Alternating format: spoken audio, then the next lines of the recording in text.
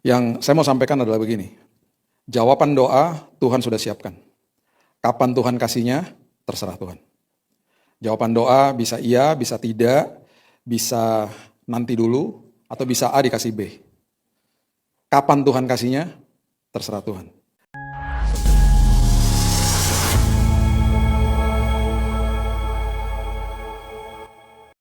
Bapak yang baik, terima kasih Tuhan. Seperti Maria kami mau duduk di kaki Tuhan, mendengarkan isi hati Tuhan. Kami percaya Tuhan, apa yang Tuhan sampaikan setiap hari untuk hidup kami, itu selalu mulia dan agung Tuhan. Dan kami percaya firman Tuhan adalah sebuah panduan bagi langkah hidup kami. Bahkan sebuah kemerdekaan bagi kehidupan kami. Makin kami mengerti kebenaran, makin hidup kami dimerdekakan Tuhan. Terima kasih Bapak yang baik, kami patahkan semua siasat iblis, kebohongan, penuduhan dari iblis yang menyerang pikiran dan hati kami. Karena hari ini Tuhan kami tawan hati kami di dalam kasih Tuhan yang tiada habisnya. Terima kasih Bapak yang baik, kami sambut firman kebenaran dan Tuhan Yesus sendiri yang berbicara kepada kami. Kita sama-sama katakan, amin. Amin, amin, amin, amin. Silakan duduk, shalom. Udah makan? Saya pikir puasa. Udah makan. Kalau makan nasi putih bahaya nih, ngantuk. Oke, dari pagi kita membahas tentang satu seri, ini ada beberapa session sebenarnya, tentang penyertaan Tuhan. Sesuatu hal yang kalau didengar, biasalah, penyertaan Tuhan. Dan bahkan kalau dikhotbahin, penyertaan Tuhan, Tuhan sertai kita akan katakan amin pasti. Tapi kita perlu paham, penyertaan Tuhan itu kalau nggak dimengerti dengan benar, kita nggak akan terkesima sama penyertaan Tuhan. Kita bilang amin, tapi yang kita kejar sebenarnya jawaban doanya, bukan penyertaan Tuhannya. Dan itu sebabnya kalau kita nggak belajar, kita nggak mau mengerti, akhirnya kita kehilangan banyak momen di situ. Banyak kesempatan indah terhilang di dalam penyertaan Tuhan. Yang saya mau sampaikan adalah begini, jawaban doa Tuhan sudah siapkan. Kapan Tuhan kasihnya, terserah Tuhan. Jawaban doa bisa iya, bisa tidak, bisa nanti dulu, atau bisa A dikasih B. Kapan Tuhan kasihnya, terserah Tuhan. Coba lihat Yesaya pasal yang ke-30. Yesaya pasal yang ke-30 ayat yang ke-18 mengatakan begini. Harusnya kita ngerti bahwa Tuhan pun ingin supaya waktunya tiba ketika dia bisa menunjukkan jawaban doa, dia bisa menunjukkan bahwa ini loh, aku tuh sangat sayang sama kamu. Karena dia tahu manusia itu akan lihat kebaikan Tuhan sering ya, dan banyak manusia lihat kebaikan Tuhan itu ketika lihat jawaban doa. Jadi firman Tuhan bilang begini, sebab itu Tuhan menanti-nantikan saatnya. Renungin aja kalimat itu, Tuhan menanti-nantikan saatnya. Hendak menunjukkan kasihnya kepada kamu. Jadi kalau kita baca ini seolah-olah sepertinya Tuhan pun gak sabar. Seolah-olah, dalam tanda kutip. Jangan bilang Pak Biri bilang Tuhan gak sabar, bukan. Seolah-olah. Jadi Tuhan lagi ngasih tahu nih, saya juga menanti-nantikan saatnya di mana saya bisa tunjukkan kasihku kepadamu. Tapi saya tahu waktu yang terbaik. Saya nggak bisa keluar dari kairos saya. Saya punya kedaulatan. Saya tahu yang membawa kebaikan bagi kamu itu apa. Pertama gini, saya tahu jawaban yang terbaik. Saya tahu waktu yang terbaik, kapan saya kasih. Orang agama Kristen adalah orang yang terjebak di dalam ranah agama seperti biasa.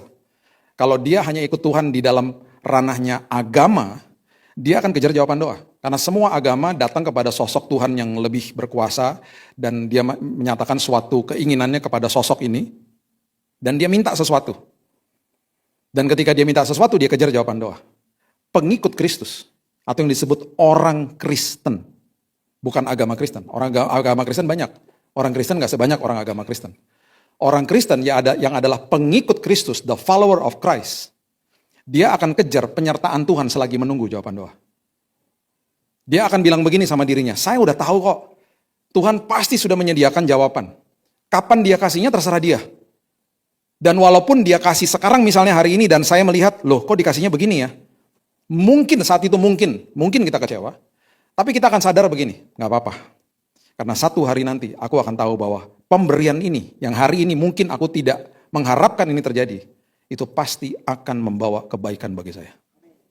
Berarti orang Kristen, pengikut Kristus ketika dia baca Roma pasal yang kelima yang mengatakan pengharapan di dalam Kristus tidak mengecewakan, dia akan mengaminkan itu. Dia akan bilang begini, walaupun gue minta A dijawabnya B. Tapi gue tahu nanti satu hari itu pasti membawa kebaikan bagi gue. Mungkin gue gak bisa lihat hari ini. Itu sebabnya pengharapan aku di dalam Tuhan tidak akan pernah bisa mengecewakan. Dia akan mengaminkan ayat itu. Oh, orang agamawi nggak begitu. Dia baca ayat itu, dia bilang gini, apaan gue minta ini dikasih itu kok. Dia akan komplain. Yang dikejar jawaban doanya. Nah, orang seperti begini tidak akan pernah menghargai penyertaan Tuhan. Dia tidak akan pernah menghargai yang namanya momen indah Tuhan sertai dia. Karena dia berharap begini, penyertaan Tuhan bagi dia amin-amin aja ketika semua baik-baik aja. Ketika di dalam sebuah badai, dan dia nggak sadar akhirnya badai kehidupan proses itu adalah sekolah kehidupan buat dia. Dan sering kali dia bilang gini, Tuhan stop dong badainya. Dia nggak sadar, dia lagi ngomong gini sama Tuhan. Tuhan stop kelasnya. Atau enggak dia keluar dari prosesnya, artinya dia kabur dari kelasnya. Makanya nggak pernah beres-beres. Makanya hidupnya nggak pernah beres-beres, nggak pernah belajar-belajar akhirnya. Karena badai, proses, padang gurun, lembah kekelaman, itu sekolah kehidupan. Kenapa saya katakan sekolah kehidupan? Karena tidak pernah sedetik pun Tuhan tinggalin kita. Walaupun masuk ke dalam tempat segelap itu pun, dia lagi pegang tangan kita, dia lagi ngajarin sesuatu buat kita. Seringkali karena kita nggak nikmati penyertaan Tuhan, kita nggak pernah belajar. Kita nggak belajar isi hati dia. Kita nggak pernah berikan kesempatan untuk diri kita untuk berubah. Kita nggak pernah memiliki akhirnya ruang di mana kita bisa bertumbuh di dalam kasih karunia Tuhan. Kita akhirnya nggak pernah bisa jadi orang yang punya karakter yang tahan uji. Karena kita nggak suka momen-momen seperti itu. Alkitab udah terlalu banyak lah bicara tentang hal-hal indah seperti ini. Dan bahkan ada satu ayat mengatakan Tuhan berbicara kepada Yohanes Pembaptis di padang gurun, bukan kepada imam besar di bait Allah. Justru di dalam perjalanan padang gurun, perjalanan yang gak enak-enak, suara Tuhan makin jelas. Karena kita lagi desperate di situ. Kita lagi betul-betul teriak, Tuhan tolong aku. Oh, makin jelas suaranya nanti. Saya megangin selang kemo di rumah sakit. Saya bilang gini sama Tuhan. Tuhan, kenapa gak dari dulu suaranya sejelas ini? Kenapa Tuhan gak pernah ngomong dari dulu kayak begini? Roh Kudus bilang gini, dari dulu juga aku ngomong, kamu aja gak pernah dengar. Karena bising hidupmu. Dengan kesibukan-kesibukan sana sini, pelayanan sana sini. Kamu gak pernah duduk di kakiku. Oh, saya bertobat. Saya bilang, Tuhan terima kasih, Tuhan aku jurnalin satu-satu. Makanya ketika saya disembuhkan Tuhan, saya bilang gini sama teman-teman saya yang selalu bilang gini, lu dapat mujizat kesembuhan, Bil? Bukan. Mujizat yang gue terima adalah gue, istri gue, dan kedua anak gue diubahkan Tuhan. Itu mujizatnya. Kesembuhannya bonus. Karena kesembuhan Tuhan tinggal balikin tangan kita sembuh. Tuhan kasih jawaban doa, itu sesederhana itu. Tetapi yang namanya pertumbuhan rohani, mengalami penyertaan Tuhan, berubah karakternya, itu memerlukan respon kita. Setiap kali ada masalah, kita pasti bereaksi. Kita punya reaksi, reaksinya bisa kaget, bisa marah, bisa sakit hati, bisa macam-macam lah, itu namanya reaksi. Tetapi yang namanya respon, itu adalah sebuah tindakan yang sudah terkalkulasi. Itu adalah sebuah tindakan yang sudah direnungkan. Gimana respon kita? Itu aja sebenarnya. Nah, ada sebuah kata di firman Tuhan. Dan kata ini sangat dekat di hati saya. Namanya Immanuel. Kata Immanuel ini hanya diberikan kepada 2 orang. Di dalam kurun waktu 700 tahun. Kata pertama Immanuel itu diucapkan lewat seorang nabi namanya Yesaya. Diberikan kepada seorang raja namanya Ahaz. Anak daripada Raja Yotam yang memerintah kerajaan Yehuda yang ibu kotanya adalah Yerusalem. Saat itu, Raja Ahaz sedang dikepung sama 2 kerajaan. Yang satu adalah saudara sendiri, kerajaan Israel yang ibu kotanya Samaria, beraliansi dengan kerajaan Aram pada saat itu. Ketakutan dia. Karena dia dikepung sama 2 kerajaan. Di saat seperti itu, Nabi Yesaya datang. Seperti biasa, raja-raja ini selalu disertai sama nabi-nabi yang biasanya memberikan suara-suara isi hati Tuhan. Nah, ini dimulai dari Yesaya pasal yang ke-7 ayat 10 mengatakan begini. Yesaya 7 ayat 10. Tuhan melanjutkan firman-Nya kepada Ahaz, katanya begini. Ini keren banget. Dia bilang ini, Tuhan bilang ini. Mintalah suatu pertanda dari Tuhan. Allahmu biarlah dari itu sesuatu dari dunia orang mati yang paling bawah atau sesuatu yang dari tempat tertinggi yang dari atas. Dengan kata lain, kamu meminta tanda apa dari Tuhan supaya kamu percaya bahwa penyertaan Tuhan terjadi sama hidupmu. Ditawarin tanda. Biasanya kita berdoa minta tanda. Ini Tuhan datang sendiri lewat Yesaya bilang begini, kasih tahu sama dia, minta tanda apa aja aku akan kasih. Ditawarin loh sama Tuhan, mau tanda apa? Supaya kamu percaya saya mau menyertai kamu. Ini responnya dia. Ahaz menjawab ayat 12. Aku tidak mau meminta, Dan aku tidak mau mencobai Tuhan. Dengan kata lain, aku nggak mau ngerepotin Tuhan. Kenapa dia ngomong begini?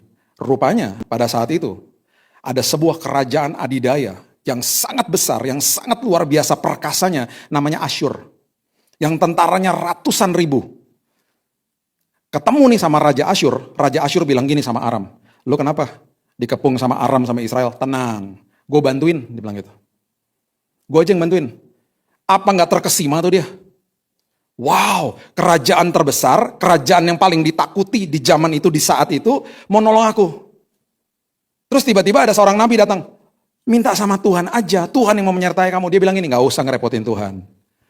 Tuhan nggak bisa aku lihat, yang ini bisa aku lihat. Nyata-nyata udah mau nolongin, udahlah sama ini aja. Jadi nggak usah ngerepotin Tuhan, itu maksudnya.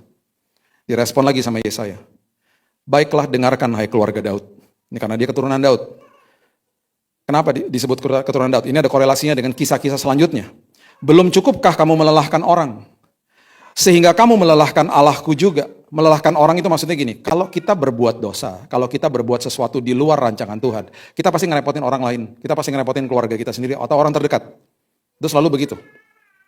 Yang terjadi adalah anaknya daripada anak daripada Ahaz yang namanya Hizkia, itu akhirnya dikepung sama tentara Asyur yang jumlahnya 185 ribu. Jadi waktu saat akhirnya dibantu sama Asyur, waktu dibantu ya, itu akhirnya dia menjajah kerajaan Yehuda secara ekonomi. Diminta upeti, karena gak ada yang gratis, nothing free. Dijajah secara upeti sampai-sampai Ahaz menutup bait Allah karena perkakas bait Allah dijual atau dikasih sama Asyur. Dijajah secara ekonomi. Nah anaknya yang namanya Hizkia dikepung sama 185 ribu tentara Asyur yang waktu saat itu mau mengambil take over teritori.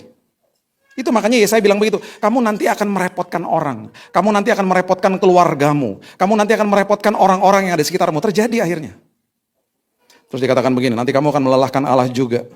Bukannya berarti secara letterlek Allah juga lelah, bukan. Maksudnya gini, kalau kita nggak mau ikut perintah Tuhan, ujung-ujungnya adalah nanti kalau udah mentok, kita balik lagi ke Tuhan. Makanya Alkitab bilang apa? Sadar dan bertobat. Sadar dan bertobat. Kalau udah tahu jalannya salah, U-turn pertama, muter balik. Jangan tunggu muter balik yang berikutnya. Kalau muter balik yang berikutnya masih kita tunggu-tunggu, terus kita masih delay, kita masih akhirnya sebuah ketaatan itu kita tunda, yang rugi kita sendiri akhirnya.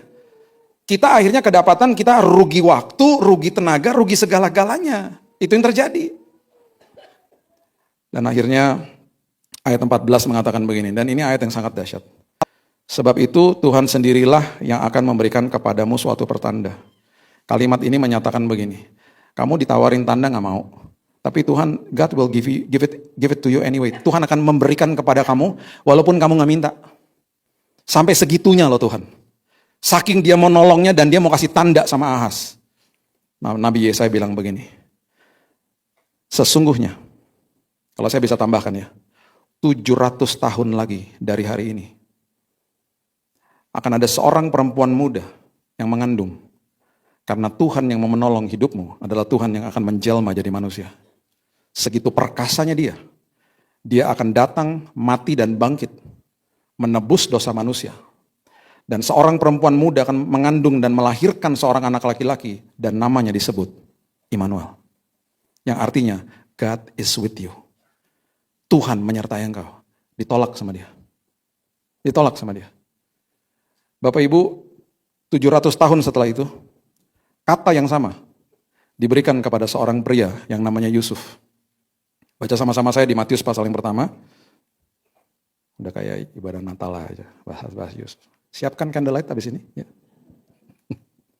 Ayat 20 ngomong begini.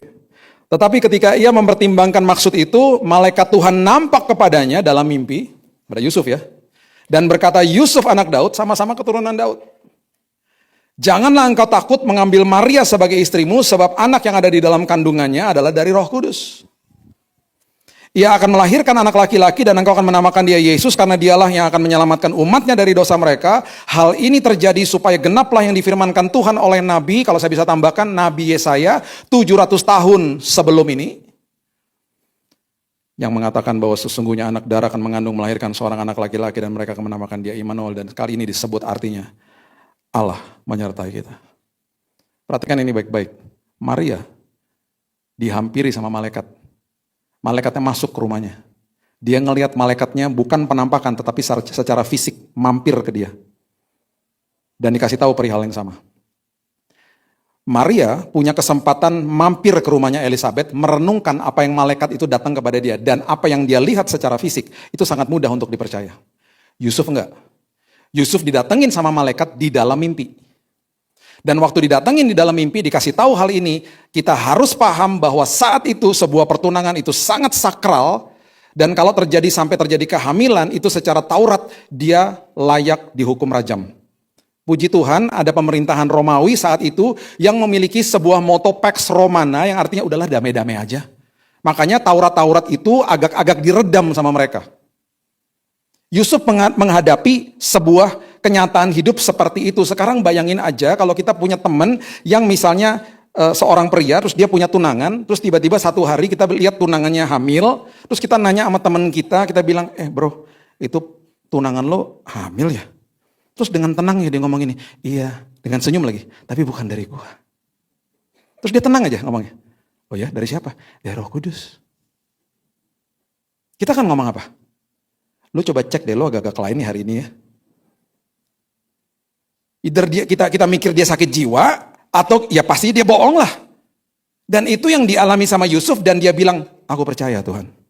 Bagi saya dia adalah protektor rencana Tuhan yang sangat indah dan dahsyat. Dan dia menjaga rencana Tuhan dalam hidupnya. Itu sebabnya. Secara manusiawi ya. Kalau kita lihat urutan-urutan ini. Level yang paling bawah itu adalah level seperti Ahaz. Nggak lihat, nggak percaya. Manusiawi. Normal. Level di atasnya. Udah lihat, tetap nggak mau percaya. Manusiawi juga sih sebenarnya. Agak bodoh aja. Terjadi sama petugas kuburnya Yesus yang menyampaikan kabar bahwa dia bangkit kepada Mahkamah Agama. Mahkamah Agama bilang begini, kamu jangan nyebarin berita kayak begitu ya, bilang aja tubuhnya dicuri sama murid-muridnya. Dan itu, hoax itu tersebar hingga hari ini. Di Israel nggak sampai 5% percaya Yesus. Saya lagi koresponden sama seorang hamba Tuhan yang punya gereja di Gunung Hermon di sana. Dan dia punya satu pelajaran 1 bulan, di mana kita bisa datang ke sana. Kita bisa melihat kekristenan dari sudut pandang orang Yahudi yang sudah terima Yesus. Dan di situ di dalam satu paket itu nanti belajar bahasa Yahudi dan lain sebagainya. Itu paket yang sangat menarik. Misalnya satu hari mau bisa bergabung dengan mereka. Banyak sih, bukan dia aja, pasti banyak. Dicari aja di Google gereja-gereja yang bisa menampung dan punya program seperti begitu. Banyak. Misalnya Bapak Ibu udah pernah ikutan tour, ya. Oke lah, lihat Holy Sites, oke. Tapi kalau mau masuk lebih dalam lagi, ikutin event-event kayak begitu. Kalau punya waktu. Lebih maksimal sih kalau bisa 1 bulan lah di sana sekalian. Belajar apa yang mereka lihat. Karena sangat luar biasa. Banyak banget kita bisa belajar bahasa-bahasa asli yang akan membuat Alkitab makin hidup. Dari pertama bahasa Yahudi, kemudian kita akan lihat juga bahasa Yunani yang sangat-sangat detail. Kalau kita baca perjanjian baru, kita buka dan kita ngerti bahasa aslinya, itu dahsyatnya luar biasa. Ini contoh sederhana deh. Ada satu kalimat yang bahasa aslinya itu sebenarnya bukan bilur-bilur, tapi bilur di dalam perjanjian baru. Saking detailnya, itu dia lagi menggambarkan bahwa tubuhnya Yesus di belakang. Kenapa nggak disebut bilur-bilur? Karena tubuhnya habis. Kalau bilur-bilur itu berarti masih ada sisa dagingnya. Kalau bilur itu berarti habis total belakangnya, nggak tersisa dagingnya. Berarti tubuhnya dia, belakangnya dia dicambuk, hancur. Dan itu, bilur itu, menyediakan kesembuhan bagi kita hari ini. Siapapun yang sakit hari ini, terimalah kesembuhan dalam nama Yesus. Bilur itu, kalau kita lihat bahasa aslinya, nangis kita. Alkitab jadi comes alive ketika ngerti itu. Ya. Itu tersiar sampai hari ini. Itu gara-gara mereka udah lihat nggak percaya, akhirnya begitu. Sampai hari ini banyak orang masih nggak percaya kepada dia. Level yang di atasnya. Itu dialami sama seorang yang namanya Thomas. Setelah dia lihat, baru dia percaya.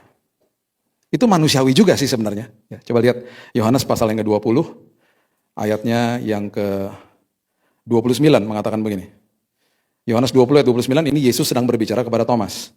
Karena engkau telah melihat aku, maka engkau percaya. Manusiawi. Kalimat Yesus berikutnya, itu adalah kalimat untuk saudara dan saya.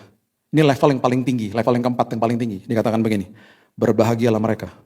Berbahagialah kita semua yang ada di dalam ruangan ini. Yang tidak melihat, namun percaya. Itu kita. Itu kita. Kata berbahagia adalah kata makarios atau blessed are you. Diberkatilah engkau. Dengan kata lain, Tuhan kasih tahu begini, makin kamu percaya. Dan saya tahu kamu gak bisa lihat saya secara fisik. Saya akan nyatakan kuasa dalam hidupmu. Saya akan nyatakan mujizat supaya mulutmu akan bersaksi, Tuhan itu hidup. Tuhan itu ada. Dan kalau kita compare notes, kita saling bandingkan kesaksian kita dengan orang-orang percaya. Hampir semuanya udah dalam kondisi terpojok. Dan mereka bilang, udah gak ada jalan Pak. Itu kalau bukan karena Tuhan, pasti gak mungkin. Itu maksudnya. Kata berbahagia, makarios, atau diberkati. Ketika engkau percaya, walaupun engkau gak lihat. Bapak Ibu, Thomas ini. Seperti murid Yesus yang lain-lainnya. Semuanya mati martir kecuali Yohanes. Dia menginjil sampai ke India. Dia masuk ke India dan dia dibunuh di India. Kuburnya Thomas itu masih ada sampai hari ini, kita masih bisa datangin Saint Thomas. Itu ada di daerah di dalam sebuah kota. Nama kotanya itu dulu namanya Madras. Sekarang kota itu disebut Chennai di India. Kalau Bapak Ibu ke Chennai, di dalam Chennai itu ada daerah seperti kayak gini Kelapa Gading, namanya Milapore. Di Milapore itu adalah tempat di mana Thomas dikubur. Karena dia dikubur di situ, penginjilan dimulai dari situ, banyak orang Kristen timbul di daerah itu. Itu yang mengakibatkan sepasang suami istri yang merupakan orang Kristen datang ke Indonesia di tahun 1930-an. Mereka datang ke Indonesia sebagai ekspatriat, diminta untuk kerja sebagai akuntan di pabrik rokok BAT di Pasuruan. Dan kedua orang ini adalah opa oma saya. Mereka punya 8 orang anak. Dan mereka disuruh pergi ke Semarang, ke Cirebon, kerja sebagai akuntan, dan anak-anaknya mulai lahir di kota-kota itu. Sehingga anak yang terakhir lahir ketika mereka sudah resign. Mereka udah gak sejahtera kerja di situ, lama-lama mereka resign. Mereka pindah, mereka menetap di kota namanya Batu Malang. Dan mama saya anak yang paling bungsu lahir di situ. 8 bersaudara. Dengan berjalannya waktu, tahun 39 mereka mendirikan gereja di dalam bahasa Belandanya Pinkersterk, yang sekarang adalah Gereja Pantai Costa, GPDI. Dan mereka mulai mengembalakan gereja di tempat itu dengan kondisi yang sangat luar biasa miskinnya. Mereka kadang-kadang makan nasi sama garam aja. Mereka kadang-kadang ngambil cuma memetik beberapa tumbuhan atau tumbuhan yang ada di belakang lah, apa aja mereka ambil untuk jadi sayur. Itu yang mereka lakukan. Bahkan mama saya pernah bilang, dia pernah nyuri dari sebuah tempat karena udah gak ada makanan. Dengan berjalannya waktu, opa oma saya meninggal. Mereka pahlawan iman bagi saya. Dan sebelum mereka meninggal, mereka bilang begini kepada 8 orang anaknya. Sebarkan Injil ke Indonesia. Jangan cuma lewat gereja di tempat ini. Kita terbatas di sini. Saya doakan, kamu sebarkan Injil ke Indonesia lewat literatur. Lewat tulisan, buku. Zaman itu traktat paling banyak. Bapak Ibu, mereka mempunyai visi yang luar biasa. Mereka nggak tahu satu hari akan terjadi era digital seperti hari ini. Mereka punya visi bagaimana menjangkau seluruh orang Indonesia dengan Injil. Dengan berjalannya waktu setelah mereka meninggal, 8 bersaudara ini hidup dalam kemiskinan yang luar biasa. Dari 8 bersaudara, di anak tengah itu ada seorang pria. Dia bilang begini kepada kakak dan adiknya. Biarkan saya pergi ke Jakarta. Biarkan saya mengadu nasib di Jakarta. Doakan saya, semoga kalau saya berhasil, saya bisa bawa kamu ke Jakarta. Di tahun 60-an, dia pergi ke Jakarta. Dan puji Tuhan dia bertemu dengan seorang pedagang kopi dan dia mulai dagang kopi. Mulai berhasil sedikit, dia mulai ajak kakak dan adiknya pindah ke Jakarta. Kecuali yang satu tinggal di Batu Malang untuk terus mengembalai gereja itu. Gerejanya masih ada Bapak Ibu sampai sekarang. Tante saya yang menggembala itu juga masih hidup. Dari 8 bersaudara tinggal 2, mama saya sama dia. Dia umurnya sudah 86, mama saya umurnya 82. Sepupu saya yang mengembalakan gereja itu sampai hari ini masih ada. Saya masih merinding kalau ke situ. Masih lihat prasastinya, founded, builded by 1939. Gerejanya masih ada plakatnya itu. Jemaatnya sekitar 1.500 di desa yang kecil itu. Mereka pergi ke Jakarta, mereka tinggal di daerah Menteng. Kalau Bapak Ibu pernah ke Metropol, Megaria zaman dulu, itu di belakang ada 3 flat, 3 lantai. Disitulah mereka sewa. Di samping Metropol sekarang ada gereja Isa Al-Masih, itu dulu rumah saya. Saya lahir di situ. Dan mereka mulai kemudian berencana untuk membuat sebuah pelayanan, sebuah ministry. Di saat-saat seperti itu, mereka bergabung juga di gereja GPDI di Ketapang. Mama saya nyanyi di paduan suara, dan dia melihat ada cowok ganteng datang dari Tomohon, Manado, namanya John Lantang, yang akhirnya menjadi suaminya. Dia adalah ayah saya. Mereka lihat-lihatan di paduan suara, jatuh cinta, yang satunya kulitnya gelap, satu kulitnya putih. Dan saya tanya sama mama saya gini, gimana sih waktu papa lagi ngedeketin mama? Kan gak ada WhatsApp zaman dulu. Kasih-kasih kodenya gimana? Iya, kalau mama pulang gereja suka diselipin surat. Surat apaan? Ya surat cinta lah. Tulisannya apa? Ya gitu deh. Dibilang mama kayaknya the most beautiful woman katanya. The Black Pearl. Pokoknya gitulah bapak saya, emang bapak itu agak kelebay emang. Dia cinta termehek sama my mom. Dia udah pergi 15 tahun yang lalu, I miss him. Dia sayang banget sama my mom.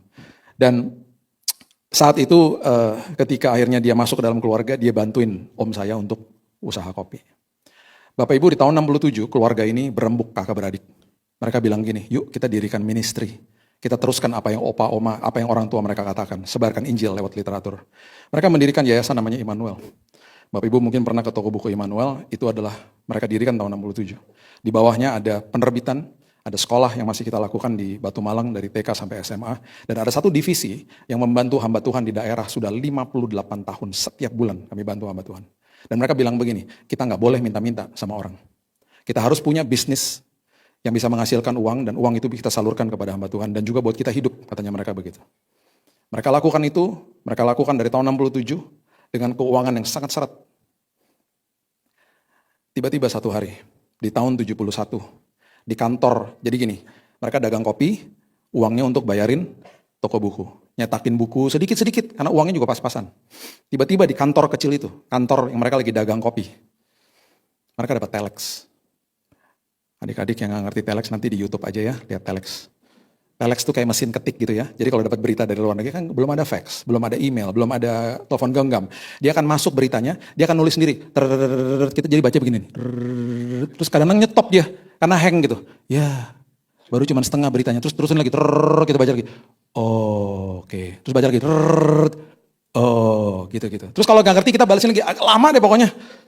Kita ntar balasnya juga nunggu gitu, ntar barusin lagi gitu. Senang kalau dapat telex masuk, oh semua pada ngumpul situ. Telex masuk, dari mana nih gitu. Ntar terakhir baru ada tulisannya dari mana gitu. Nggak tahu gimana. Ada sebuah gerai kopi di Amerika yang kirim telex ke mereka bilang gini, tolong dong kirimin biji kopi dari Indonesia. Kita dengar yang enak kopi Sumatera. Kirimin ya. Saya nggak pernah lupa papa saya nge-packin biji kopi di garasi di tahun 71. Saya bilang ini, Pak, buat siapa? Ada yang pesen di Amerika. Amerika tuh di mana? Nggak tahu, jauh pokoknya katanya gitu. Dikirim. Setelah dikirim beberapa bulan setelah itu, saya udah nggak ikutin lagi ceritanya. Tiba-tiba saya ngeliat ada truk besar di depan rumah. Saya tanya sama mama saya, itu truk besar apaan sih mah? Gitu. Mama saya bilang gini, itu isinya buku sama traktat. Lah, katanya nggak punya uang untuk cetak buku. Iya, itu yang kemarin kopi dikirim ke Amerika, mereka pada suka. Jadi mereka udah kirim cek dolar. Dan mereka udah sign deal, katanya kita harus kirim terus setiap bulan ke sana. Jadi kita dapat uang, dapat dolar, makanya kita bisa cetak buku, kita bisa kirim ke daerah-daerah. Puji Tuhan banget, Tuhan baik katanya gitu. Bapak Ibu, gerai kopi itu adalah gerai kopi yang kita nggak pernah tahu. Satu hari menjadi raksasa kopi di dunia yang kita kenal namanya Starbucks. Jadi Bapak Ibu kalau lihat ke Starbucks, nanti di bawah kan ada Starbucks. Pasti Bapak Ibu akan lihat ada 250 gram whole beans, biji kopi. Tulisannya Sumatera Coffee. Itu tahun 71, sampel pertama yang kirim adalah keluarga kami. Sekarang saya mau tanya gini. Di tahun yang tidak ada era digital, nggak ada sistem komunikasi seperti hari ini, kok bisa Tuhan mempertemukan sebuah usaha dengan sebuah kebutuhan yang akhirnya bisa memperbesar kerajaan sorga? Itu semuanya karena dia adalah Allah Immanuel. Allah Immanuel. Saya pergi ke toko pertama itu di Pike Place. Yang udah pernah ke Seattle pasti tahu. Mungkin pernah sekolah di sana pasti tahu lah. Saya berkali-kali udah ke Seattle karena dulu mertua saya tinggal di Vancouver, tinggal drive down 2 jam sampai di Pike Place. Saya mampir ke toko itu. Berkali-kali saya suka ke situ karena itu bagi saya sejarahnya luar biasa. Logonya masih logo lama, logonya warna coklat. Logo pertama, the first store. Dan orang ngantri masuk ke toko kecil itu karena mau beli kopi di situ, sama mau beli mug-nya, tulisannya the first Starbucks store. Jadi pakai kopi, selfie, baru keluar. Lama lah. Saya ngobrol sama beberapa GM di situ. Mereka bilang begini, sayang ya, telexnya udah nggak ada. Kalau ada, kami mau pajang di museumnya Starbucks. Karena betul-betul itu adalah pertama kali kami ngerti tentang kopi Sumatera. Bapak Ibu, saya cuma mau beritahu ini kepada kita. Kalau Tuhan menyertai kita, Dia udah persiapkan orang yang tepat, kesempatan yang tepat untuk bawa kita kepada tujuan yang tepat dalam hidup ini. Mungkin ada pintu-pintu yang ditutup, jangan kecewa. Karena Tuhan berarti tahu ada bahaya di baliknya. Pemeliharaan Tuhan gak pernah gagal. Saya tutup dengan ini, satu hari saya ada khotbah di Pacific Place. Jam 7 malam hari Selasa, hari kerja toh. Berarti apa? Rush hour. Saya tinggal di pusat, itu di Jakarta Selatan. Berarti saya harus berangkat jam 6 sore, karena 1 jam pasti perjalanan. Saya keluar dari kamar jam 6, saya cari kunci mobil di depan meja, di depan kamar saya, kunci mobil nggak ada. Di rumah saya, kalau kunci mobil nggak ada, itu berarti ada di tas istri. Karena istri saya kan pelupa, dimasukin tasnya. Masalahnya tasnya dia nggak ada, karena dia juga nggak ada. Jadi saya panik. Aduh, kunci nggak ada, istri nggak ada. Berarti kebawa lah sama dia. Saya telepon, sayang, kamu di mana? Aku lagi meeting, tunggu dulu. Coba lihat di tas kamu, ada kunci mobil nggak? Terjadilah mengheningkan cipta. Tiba-tiba ada suara begini, Tuhan Yesus. Kalau dia ngomong Tuhan Yesus, berarti kunci dalam tas. Udah tenang, aku kirim pakai Gojek. Gak bisa lah. Telat 15 menit, I have to go now. Saya mesti pergi sekarang. Jadi akhirnya saya buka aplikasi Gokar. Gokar, jam 6 sore. Di Jakarta Pusat. Lama lah. Orang lagi rush hour juga. Saya udah bilang gini, pokoknya kalau sampai nunggu 15 menit, saya ganti motor aja. Saya naik motor aja ke sana, biar cepat. Saya pencet Gokar, tiba-tiba Tintin di depan rumah udah ada. Cepet banget nih mobil, udah nyampe depan, seolah-olah dia kayak nungguin saya gitu.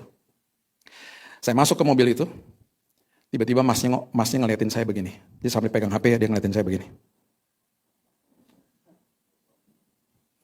Maaf Pak, ini Pak Billy ya? Iya.